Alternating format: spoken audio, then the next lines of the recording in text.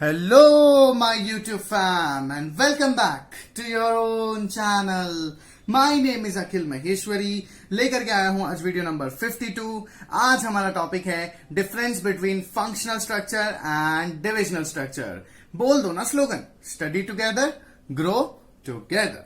देखो, हमने functional structure क्या होता है ये पढ़ लिया है, डिविजनल स्ट्रक्चर क्या होता है ये भी पढ़ लिया है. अब हम इनके बीच में डिफरेंस पढ़ेंगे. अगर आपने मेरे पिछले वीडियोस नहीं देखे हैं तो जाओ जाकर के देखो, फिर इस वीडियो पे आओ. और जिन्होंने देख लिया है देखो, उनको बहुत मजा आने वाला है क्योंकि ये सारी चीजें आपको ऑलरेडी पता होंगी. सो बेसिकली ना सिर्फ आपके यहाँ पे कॉन्सेप्ट क्लियर होंगे, आप जज भी कर पाओगे कि आपको कितना समझ में आया है. ठीक है. सो देखो, मैंने यहाँ पे 3 कॉलम्स में डिवाइड किया है. एज यूजुअल जब भी मैं कोई डिफरेंस वीडियो बनाता हूं 3 कॉलम्स में डिवाइड करता हूं.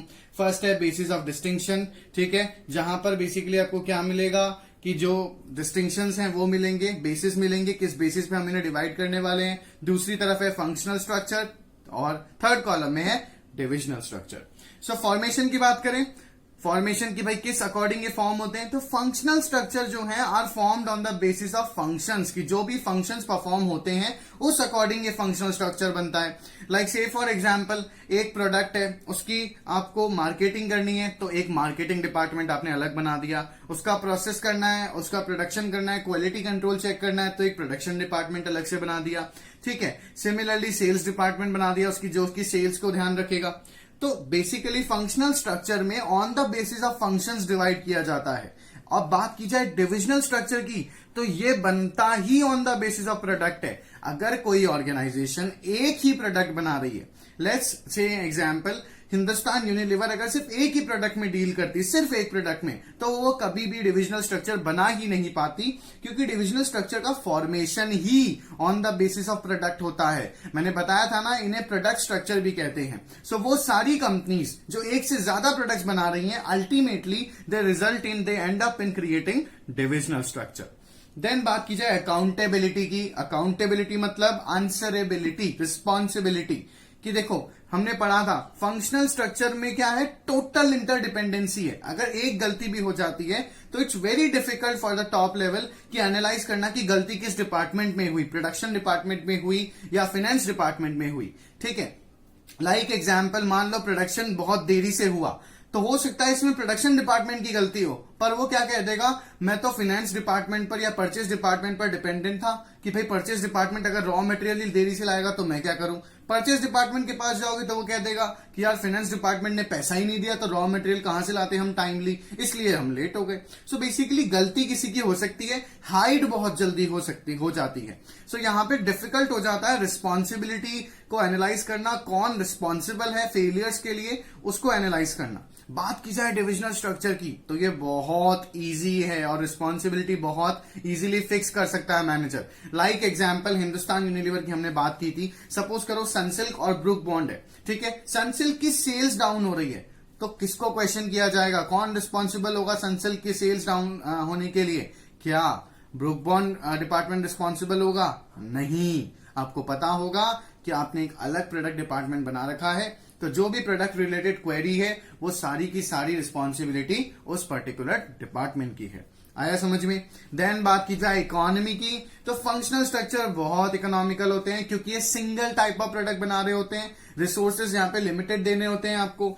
बात की जाए डिविजनल स्ट्रक्चर की तो ये सिर्फ और सिर्फ बड़ी लार्ज स्केल ऑर्गेनाइजेशंस के लिए सूटेबल होता है जो कि एक से ज्यादा प्रोडक्ट्स में डील कर रही हो. लाइक हिंदुस्तान यूनिलीवर लिमिटेड, वो इतने सारे प्रोडक्ट्स में डील कर रही है कि उन्हें बहुत सारे रिसोर्सेज चाहिए होते हैं. जैसे मैंने एग्जाम्पल दिया था कि उन्हें सनसिल्क की भी मार्केटिंग में पैसा लगाना है, उन्हें अलग से मार्केटिंग फिर सोप की भी करनी पड़ेगी, उन्हें अलग से मार्केटिंग फिर टी की भी करनी पड़ेगी, उन्हें अलग से मार्केटिंग फिर कॉफी ब्रांड की भी करनी पड़ेगी. सो दे आर नॉट इकोनॉमिकल, इनमें बहुत पैसा खर्च होता है बिकॉज अल्टीमेटली डिविजनल स्ट्रक्चर जो होते हैं वो सूटेबल ही लार्ज स्केल ऑर्गेनाइजेशन के लिए होते हैं. To the contrary functional structures बहुत लिमिटेड, एक सिंगल लाइन ऑफ प्रोडक्ट में जब ऑर्गेनाइजेशन डील करती है, सिर्फ एक प्रोडक्ट बनाती है, तब फंक्शनल स्ट्रक्चर बनता है. देन बात की जाए मैनेजरियल डेवलपमेंट की कि दोनों में से किस डिपार्टमेंट में मैनेजर्स जो हैं वो डेवलप होंगे, उनकी स्किल्स डेवलप होंगी. तो ये बहुत सिंपल है. फंक्शनल स्ट्रक्चर में मैनेजर्स ज्यादा डेवलप नहीं हो पाते, less development of a manager. क्यों? क्योंकि आप सिर्फ एक पर्टिकुलर फील्ड में ही स्पेशलाइज्ड होते हो. लाइक अगर आप प्रोडक्शन डिपार्टमेंट के मैनेजर हो तो आप सिर्फ प्रोडक्शन डिपार्टमेंट को ही संभाल पाओगे, आप और डिपार्टमेंट्स को नहीं संभाल पाओगे। लेकिन बात की जाए डिविजनल स्ट्रक्चर की तो यहाँ पे मैनेजर्स मल्टी फंक्शन परफॉर्म करते हैं। जैसे से फॉर एग्जांपल सनसिल्क डिपार्टमेंट का मैनेजर है, वो सनसिल्क की मार्केटिंग भी संभालेगा, वो सनसिल्क की प्रोडक्शन भी संभालेगा, वो सनसिल्क की परचेज भी संभालेगा, सनसिल्क का फाइनेंस डिपार्टमेंट भी संभाल रहा है। तो डिविजनल स्ट्रक्चर में एक मैनेजर सारे डिपार्टमेंट संभाल रहा है, मल्टीपल फंक्शंस परफॉर्म करता है। तो एज अ रिजल्ट उसका डेवलपमेंट ज्यादा होता है as compared to a functional manager जो कि एक सिंगल टाइप के डिपार्टमेंट को ही संभाल रहा होता है। आया समझ में? देन बात की जाए स्पेशलाइजेशन की तो फंक्शनल स्ट्रक्चर क्या लाता है? Functional specialisation. यहां डिवीजन ही फंक्शंस के बेसिस पे होता है कि फाइनेंस डिपार्टमेंट का फंक्शन अलग है तो एक अलग डिपार्टमेंट बना दिया, परचेज डिपार्टमेंट का फंक्शन है परचेज करना तो उसके लिए अलग डिपार्टमेंट बना दिया। बात की जाए डिविजनल स्ट्रक्चर की तो इनका बेस ही प्रोडक्ट होता है, जितने ज्यादा नए प्रोडक्ट्स आते जाएंगे उतने ज्यादा अलग डिपार्टमेंट्स बनते जाएंगे। लाइक अगर एक कंपनी 4 प्रोडक्ट्स बनाती है तो 4 डिपार्टमेंट है, अगर वो 5वां प्रोडक्ट भी बनाएगी तो 5वां डिपार्टमेंट भी आ जाएगा। रिमेंबर आई टोल्ड यू कि हिंदुस्तान यूनिलीवर ऑलरेडी 4 ब्रांड्स बना रहा है, अगर वो 5वां ब्रांड लैक्मी भी इंट्रोड्यूस करना चाहता है तो कर सकता है on the basis of product. जैसे ही एक नया प्रोडक्ट इंट्रोड्यूस होगा एक नया डिपार्टमेंट इंट्रोड्यूस हो जाएगा। सो यहां पे प्रोडक्ट के स्पेशलाइजेशन आता है, प्रोडक्ट डिसाइड करता है डिविजनल स्ट्रक्चर, फंक्शनल स्ट्रक्चर जो है फंक्शनल स्पेशलाइजेशन लाता है।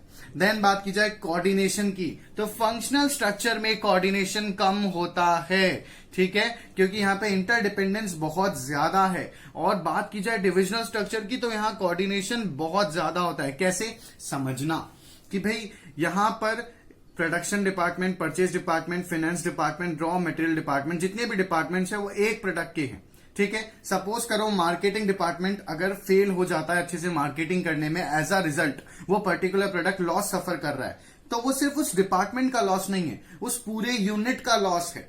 एग्जाम्पल मान लो सनसिल्क की मार्केटिंग, सनसिल्क की सेल्स डाउन हो गई तो सिर्फ सनसिल्क का मार्केटिंग डिपार्टमेंट इसके लिए रिस्पॉन्सिबल नहीं है, पूरा सनसिल्क डिपार्टमेंट इसके लिए क्वेश्चन मार्क होगा। सिमिलरली अगर अच्छा सब कुछ चल रहा है तो सारे डिपार्टमेंट्स वेल एंड ग्रो करेंगे।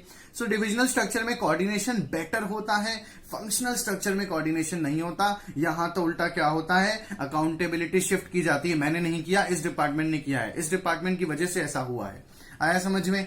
देन बात की जाए ऑटोनॉमी की मतलब फ्रीडम की तो फंक्शनल स्ट्रक्चर जो है उतना ऑटोनॉमस नहीं है। यहां मैनेजर्स को एक पर्टिकुलर काम ही करना होता है तो वो डेलीगेशन नहीं करते, अपने काम को नहीं बांटते। समझना, अब समझाता हूं ये पॉइंट और बेटर। डिविजनल स्ट्रक्चर में ऑटोनॉमी होती है ज्यादा। कैसे समझना, एक ही मैनेजर है, उसको उसी प्रोडक्ट का प्रोडक्शन भी संभालना है। सपोज करो सनसिल्क का मैनेजर है तो उसे प्रोडक्शन भी संभालना है, सेल्स भी संभालनी है, मार्केटिंग भी संभालनी है और जितने भी टाइप के फंक्शंस होते हैं सारे फंक्शन संभालने हैं। तो एज अ रिजल्ट क्या होगा, वो अपना काम अपने सबऑर्डिनेट्स को बांट देगा, उनको अथॉरिटी भी दे देगा कि तुम संभालो ये और तुम मुझे रिपोर्ट करो, ये तुम्हारी जिम्मेदारी है। सो यहाँ पे फ्रीडम जो होता है काम करने का वो ज्यादा मिल जाता है डिविजनल स्ट्रक्चर में, फंक्शनल स्ट्रक्चर में नहीं मिलता। डेलीगेशन की जरूरत ही नहीं होती, एक मैनेजर एक ही टाइप का काम कर रहा होता है। देन बात की जाए सूटेबिलिटी की तो ये अब आप सबको बहुत अच्छे से समझ में आता है। Functional structures are suitable for all types of organisation, जितनी भी ऑर्गेनाइजेशन है, लार्ज स्केल हो, स्मॉल स्केल हो, सब। लेकिन डिविजनल स्ट्रक्चर सिर्फ वही ऑर्गेनाइजेशन बनाती हैं जो डाइवर्सिफाइड है या फिर मल्टीपल प्रोडक्ट्स में डील करती हैं, एक या एक से ज्यादा प्रोडक्ट बनाती हैं। ऑटोमेटिकली जब आप एक से ज्यादा प्रोडक्ट बना रहे हो you will and up creating a divisional structure. आया आपको समझ में? पसंद आया है तो लाइक करो, शेयर करो, सब्सक्राइब करो, सबको बताओ। नहीं पसंद आया है तो इस वीडियो को दोबारा देखना, पॉज कर करके देखना, आपको समझ में आएगा। फिर भी नहीं आए तो कमेंट सेक्शन में जाकर के क्वेरी पोस्ट कर देना। Thank you so much for watching the video. Stay tuned, stay safe.